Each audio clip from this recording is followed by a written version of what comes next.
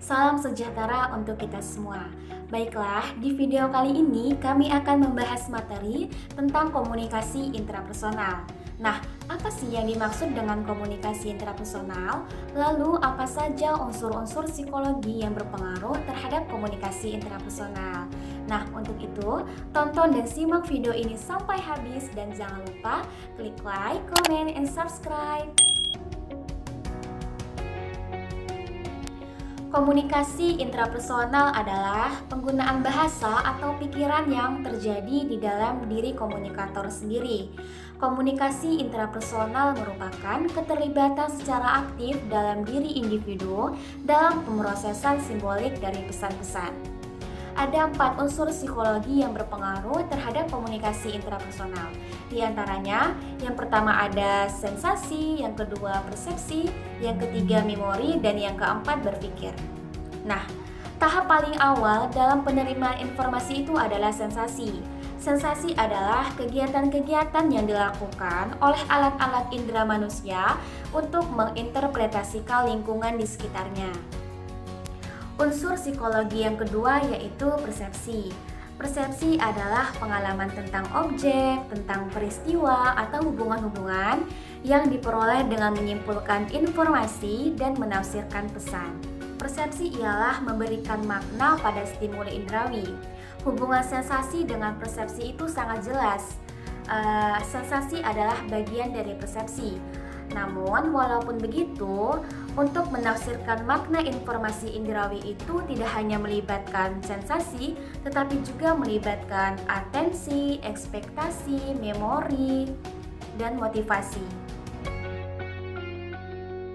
Assalamualaikum, saya Miranti. Di sini kita akan membahas unsur psikologi yang ketiga, di mana ini berpengaruh terhadap komunikasi intrapersonal dengan judul memori. Memori adalah suatu sistem yang sangat berstruktur yang dapat menyebabkan organisme sanggup merekam tentang fakta dunia loh, dan menggunakan pengetahuannya untuk membimbing perilaku kita, teman-teman. Setiap stimulus mengenai indera kita, dan pada setiap stimulus ini direkam secara tidak sadar maupun tidak sadar. Ada 3 proses memori nih, teman-teman. Yang pertama adalah perekaman, penyimpanan, dan pemanggilan. Yang dimaksud dengan perekaman adalah pencatatan informasi melalui indera reseptor dan sirkuit saraf internal. Dan kemudian ada penyimpanan. Penyimpanan ini menentukan berapa lama informasi itu berada dalam bentuk apa dan di mana. Penyimpanan ini bisa berupa aktif dan pasif loh, teman-teman. Kemudian yang terakhir ada pemanggilan. Pemanggilan ini mengingat lagi tentang informasi yang telah lama disimpan. Selanjutnya saya akan menjelaskan mengenai jenis-jenis memori. Proses pemanggilan dalam memori sendiri dapat dilakukan melalui 4 cara. Cara yang pertama yaitu melalui proses pengingatan atau recall.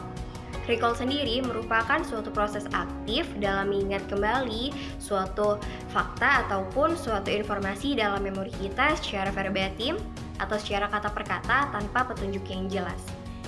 Cara yang kedua yaitu melalui proses pengenalan atau recognition. Nah, dalam proses pengambilan di dalam memori ini sendiri agak sukar dalam mengingat kembali suatu fakta dan akan lebih mudah untuk mengenalnya. Proses yang ketiga yaitu proses belajar kembali atau relearning. Proses ini dilakukan dengan cara kita menguasai kembali pelajaran-pelajaran yang telah kita peroleh sebelumnya, termasuk pekerjaan-pekerjaan yang ada dalam memori kita. Nah, yang terakhir atau yang keempat itu ada proses redintegrasi atau redintegration, yaitu proses merekonstruksi kembali seluruh masa lalu kita melalui satu petunjuk kecil dalam memori kita. Wabarakatuh. Hai teman-teman, nama saya Aulia. Saya akan menjelaskan tentang teori memori. Jadi ada 3 teori yang akan saya bahas. Yang pertama teori aus atau resus teori. Menurut teori adalah memori seseorang akan hilang atau memudar dikarenakan adanya jangka waktu. Nah, makin sering seseorang mengingat, maka makin jelek kemampuan mengingat. Seperti ketika seseorang itu masih ingat peristiwa puluhan tahun yang lalu, namun mereka lupa kejadian seminggu yang lalu. Teori interferensi. Nah, teori ini diibaratkan seperti meja lilin atau kanvas. Nah, yaitu pengalaman seseorang itu dituangkan ke dalam meja lilin atau kanvas. Jadi, makin sering seseorang mengingat, maka makin jelek kemampuan mengingat. Hal ini dikarenakan ada inhibisi proaktif, yaitu hambatan ke depan. Ada satu lagi hambatan yang dilalui oleh seseorang, yaitu hambatan motivasional yang terjadi di dalam diri seseorang. Ada teori pengolahan informasi. Nah, teori itu menyatakan bahwa informasi mula-mula disimpan ke dalam sensory storage atau gudang indrawi. Nah, kemudian masuk ke dalam short term memory atau memori jangka pendek. Namun dilupakan dikarenakan memori ini tidak distimulus lebih lanjut. Kemudian bisa dimasukkan ke dalam long term memory atau memori jangka waktu. Nah, memori jangka waktu itu ketika seseorang bisa menstimulus lebih dalamnya lagi, maka proses pengingatannya itu lebih lama dan tidak dilupakan oleh seseorang. Baik, unsur psikologi keempat yang berpengaruh terhadap komunikasi intrapersonal yaitu berpikir.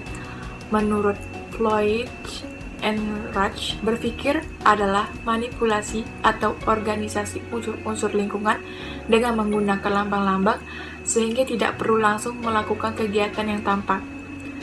Berpikir kita lakukan untuk memahami realitas dan rangka mengambil keputusan untuk memecahkan persoalan dan menghasilkan yang baru. Bagaimana berpikir secara garis besar? Ada dua macam berpikir secara autistik, yaitu melamun. Orang yang melarikan diri dari kenyataan hidup sebagai gambar fantastis. Yang kedua yaitu berpikir realistis atau nalar, berpikir dalam rangka penyesuaian dengan dunia nyata. Ada tiga macam berpikir realistis menurut Floyd and Raj, yaitu deduktif, induktif, dan evaluatif. Deduktif adalah merupakan proses berpikir penalaran yang bertolak dari proposisi yang sudah ada menuju proposisi yang baru yang membentuk suatu kesimpulan. Induktif artinya bersifat induksi, atau induksi adalah proses berpikir yang bertolak dari satu atau sejumlah fenomena individual untuk menurunkan suatu kesimpulannya. Dan yang ketiga yaitu evaluatif, ialah kritis atau menilai baik buruk tepatnya atau tidaknya suatu gagasan. Dalam berpikir evaluatif, kita tidak menambah atau mengurangi gagasan, kita hanya menilainya sebagai kriteria tertentu.